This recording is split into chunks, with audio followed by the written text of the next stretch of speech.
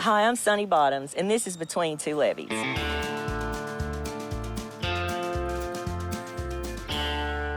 I actually talked to Dr. Baldwin into staying with me and filming another episode of Between Two Levees because he's just so full of knowledge and wisdom that I figured we needed at least a couple of episodes. So, what do you think, in your opinion, what's the worst weed in Arkansas rice and how has that shifted through your career? Well, I think, the worst weed since the beginning of rice production has been barnyard grass. Okay. And even though we've made great strides and at times thought we really kind of had the world by the tail with it hasn't gone away. And I would say barnyard grass is still the number one. I mean, I think that's the weed you have to control if you're going to make a rice crop. If you want to look at that way, what's the driver weed, so to speak, that drives the rest of your program? Weedy rice is one that, 4 or 5 years ago, I wouldn't have put it near up there. But and it's not just red rice. I think the hybrid off types and the outcrossing and there's all kind of things that fit into that weedy rice category.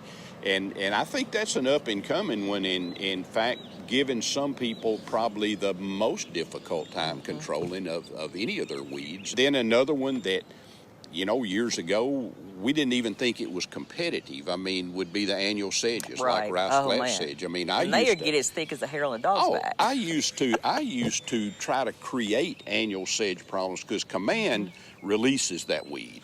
And I mean, I would do studies and put my Command out, keep it wet, get a good annual sedge population, treat it, and I'd get some nice differences in my plots. But by the end of the year, the rice had choked it all out, even the untreated checks, and there was no difference in yield. And when I first started getting phone calls about annual sedge taking rice down, I thought, you got to be nuts. This isn't annual sedge. So I went and looked at it. In fact, I even kept sending samples to Dr. Sedge over in Mississippi State to make sure we were identifying the cotton picking thing right. So that's one that's come on. I think those it's really adapted. You talked about adaptation in the last episode, and it's like you said, it used to just be this low growing weed, and now I swear it's coming up and strangling the rice. Oh, it just chokes it out, especially this white margin sedge. When a consultant in South Arkansas, I don't know, 10 years ago, called me and told me that he had annual sedge taking hybrid down, I thought, you're nuts. Annual sedge can't compete with hybrid. Right. Lo and behold, it was, and it wasn't even a white margin. It was just plain old annual sedge. Yeah. And so those three right there for sure are, I mean, I would almost call all of those driver weeds right now. Yeah, I agree. So what are some of your favorite herbicide recommendations, including tank mixes, that you've been recommending in the last few years that seem to be effective?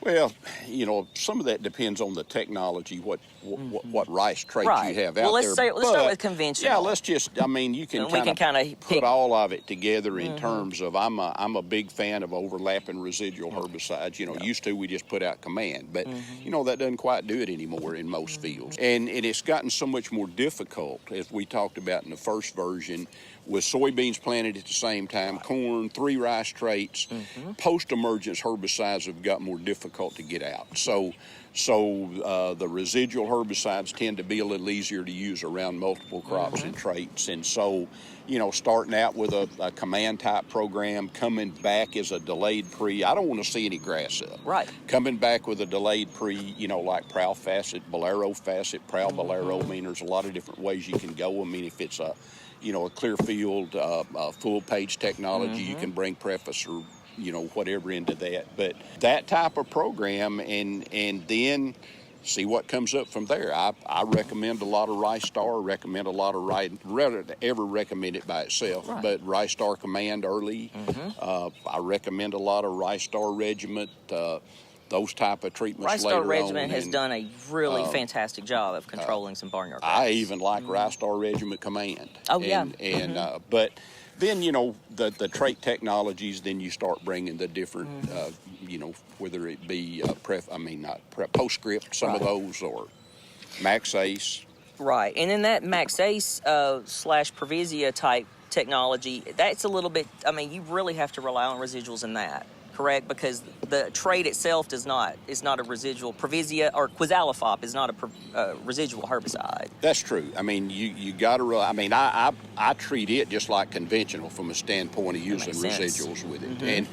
And then the other thing about that technology, we've got to be very careful how we steward that, because I mean, you knew from the beginning that we had resistance in the population, right. and people are wanting to try to stay in continuous rice mm-hmm. and a lot of these zero grade fields, and that could be a very short-lived technology. And boy, a lot of people are loving it right now for right. weedy rice control that we've created with over-reliance on the full page new path type systems. But we could blow that technology out of here in 3 or 4 years if we're not very careful. And then where are we? Because right. we're not getting anything new.